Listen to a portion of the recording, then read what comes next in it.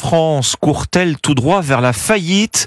En tout cas, la situation des finances publiques est alarmante, Fanny. Mardi prochain, l'INSEE dévoilera sa première estimation du déficit public pour l'année 2023. Branle-bas de combat au sommet de l'État. Hier soir, Emmanuel Macron a réuni les chefs de la majorité pour un dîner de crise à l'Élysée. Jacques Serret. Signe que l'ambiance n'est pas à la sérénité, un cadre de la majorité résume le dîner d'hier soir. Il s'agissait, je cite, de préparer la riposte. Une riposte face à des chiffres qui pourraient bien avoir l'effet d'une bombe à 3 mois des européennes. Bercy tente en effet d'anticiper les prévisions de l'INSEE et table sur un déficit public de l'ordre de 5,5% du produit intérieur brut.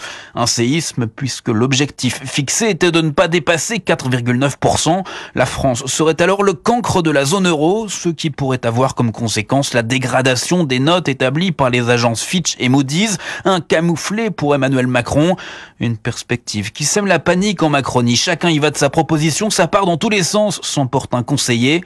D'autant plus que les pistes d'économie sont limitées, il n'y a que sur les dépenses sociales que l'on peut vraiment agir, s'inquiète un autre.